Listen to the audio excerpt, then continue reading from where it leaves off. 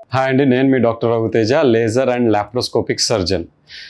చాలామందికి రెండు రకాల ప్రాబ్లమ్స్ చాలా ఇబ్బంది పెడతా ఉంటాయి. ఒకటి ఫిషర్. ఈ ఫిషర్లో 2 టైప్స్ ఉంటాయి, అక్యూట్ ఫిషర్ అని, క్రానిక్ ఫిషర్ అని. మీకైన ఫిషర్ ఎలాంటి ఫిషర్ అనేది చాలామంది కన్ఫ్యూజన్గా ఉంటుంది. నాకు అక్యూట్ ఫిషర్ అయిందా లేదా క్రానిక్ ఫిషర్ అయిందా అని. ఎలా తెలుసుకోవాలి ఈ అక్యూట్ క్రానిక్కి డిఫరెన్స్ ఏంటి అంటే, అక్యూట్ ఫిషర్ అంటే ఇమీడియట్గా లైక్ మీకు హార్డ్ స్టూల్ వచ్చింది, కాన్స్టిపేటెడ్గా ఉన్నారు, ఇమీడియట్గా హార్డ్ స్టూల్ వచ్చినప్పుడు కట్ అయ్యి మోషన్ ప్లేస్లో కట్ అయ్యి బ్లీడింగ్ లాగా అవుతుంది, సివియర్ పెయిన్ ఉంటుంది. అలాంటి వాటిని అక్యూట్ ఫిషర్స్ అంటాం. అంటే less than 3 months or 2 months duration టైంలో ఉన్నవి అక్యూట్ ఫిషర్స్. మీకు ఈ ప్రాబ్లం 3 months ఆర్ 6 monthsకి పైగా ఉంది అంటే మోషన్ వెళ్ళేప్పుడల్లా పెయిన్ రావడము లేదా బ్లీడింగ్ అవ్వడము, ట్యాబ్లెట్స్ మందులు వాడినప్పటికీ తగ్గకపోవడము, దీంతోపాటు మోషన్ ప్లేస్లో ఒక ట్యాగ్ లాగా అంటాం, ఇలాంటి సెంటినల్ ట్యాగ్ అంటాం దీన్ని. ఈ ట్యాగ్ లాగా అయినా కూడా దాన్ని క్రానిక్ ఫిషర్లోకి తీసుకుంటాం అన్నమాట. ఈ కట్ని ఏమంటామంటే ఫిషర్ అంటాం.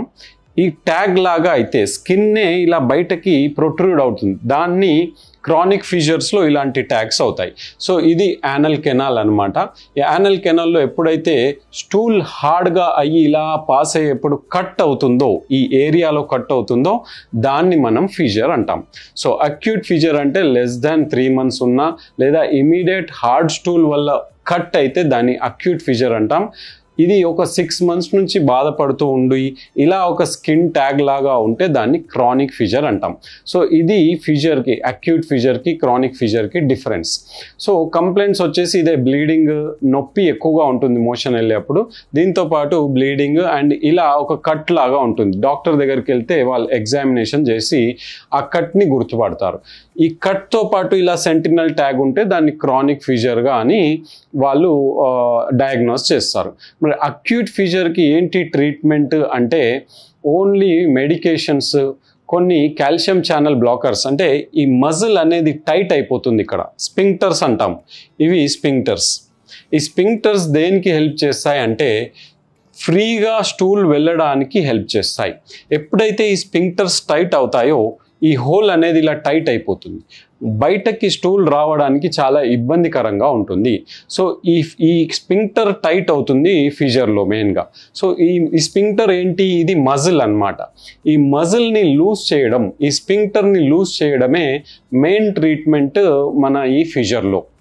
ఎలా లూజ్ చేస్తాం, అవి ట్యాబ్లెట్స్తో లూజ్ చేయొచ్చు, లేదా దానికి స్ప్రేస్ ఉంటాయి, లేదా ఆయింట్మెంట్స్ ఉంటాయి, జెల్లీస్ ఉంటాయి.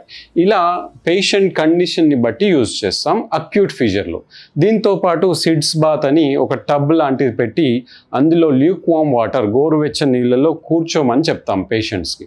ఎందుకంటే ఆ వామ్త్కి ఈ మజిల్ రిలాక్స్ అయ్యి ఇది హీల్ అవుతుంది అన్నమాట ఫిషర్. ఇది అక్యూట్ ఫిషర్లో ట్రీట్మెంట్. ఇంకొకటి లిగ్నోకేన్ జెల్లీ అని ఉంటుంది.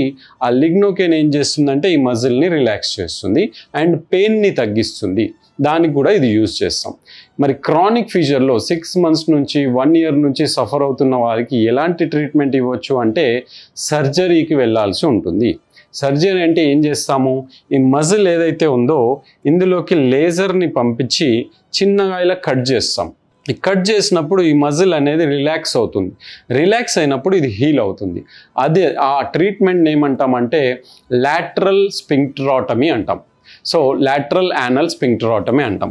లాటరల్ సైడ్గా ఉన్న మజిల్ని, ఈ స్పింక్టర్ని చిన్నగా కట్ చేస్తే రిలాక్స్ అవుతుంది కాబట్టి లాటరల్ యానల్ స్పింక్టరాటమీ అంటాం. దీనివల్ల ఈ ఫిషర్ అనేది ట్రీట్ అవుతుంది.